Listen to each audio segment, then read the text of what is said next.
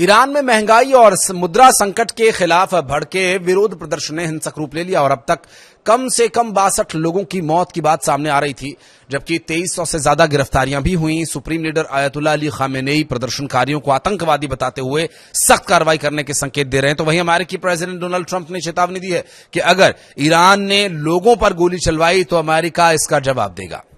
नमस्कार, मैं हूं आशीष त्रिपाठी और ईरान में महंगाई, गिरती मुद्रा और आर्थिक बदहाली के खिलाफ पब्लिक भड़की हुई है, प्रदर्शन चल रहा है और इसके खिलाफ अंतर्राष्ट्रीय राजनीति में बवाल मचा हुआ है। देश भर में जारी प्रदर्शनों के बीच ईरान ने सख्त संकेत दिए हैं, तो वहीं अमेरिका के राष्ट्रपति डोनाल्ड ट्रंप ने खुली चेतावनियों ने हालात को और तनावपूर्ण बना दिया है। अमेरिका स्थित human rights activist news agency के मुताबिक अब तक कम से कम 62 लोगों की मौत हो चुकी है।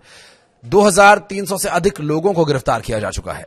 तो एक मैगजीन की रिपोर्ट में यह दावा किया गया कि प्रदर्शनकारियों पर गोली भी चलाई जा रही है और एक डॉक्टर का हवाला देते हुए कहा गया कि 6 अस्पतालों में ही अब तक करीब 217 प्रदर्शनकारियों की जान जा चुकी है, जबकि सरकारी मीडिया लगातार प्रदर्शनकारियों को आतंकी, तोड़फोड़ करने वाला अराजक बता रहा है और ऐसे में उसके खिलाफ कार्रवाई का माहौल भी बन रहा है।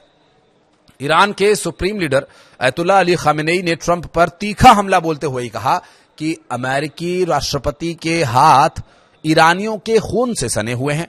यह बयान इजरायल के साथ जून में हुए युद्ध और उसमें अमेरिकी समर्थन के संदर्भ में दिया गया। सरकारी टीवी पर प्रसारित भाषण में खामेनेई ने प्रदर्शनकारियों पर निशाना साधा, जबकि उनके समर्थकों ने डेथ टू अमेरिका के नारे भी लगाए। खामेनेई ने कहा कि इस्लामिक गणराज्य खून देकर बना है और वो दबाव के आगे झुकने वाला नहीं है।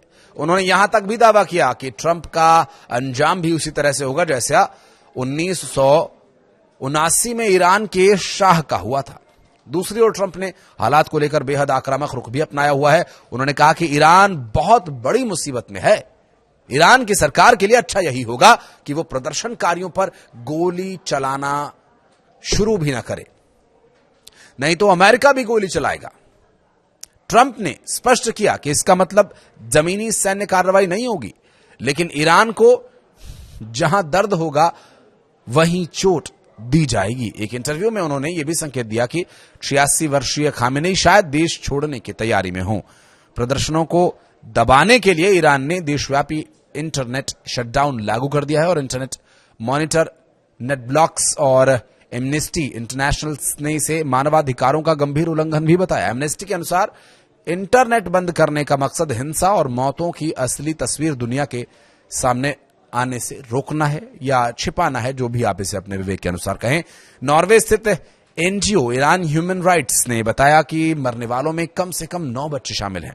इस बीच भारत ने भी स्थिति पर करीब से नजर बनाए रखने की बात कही है। विदेश मंत्रालय के प्रवक्ता ने बताया कि ईरान में करीब 10,000 भारतीय नागरिक और भारतीय मूल के लोग रहते हैं, जिनकी सुरक्षा को लेकर एडवाइजरी जारी की गई है।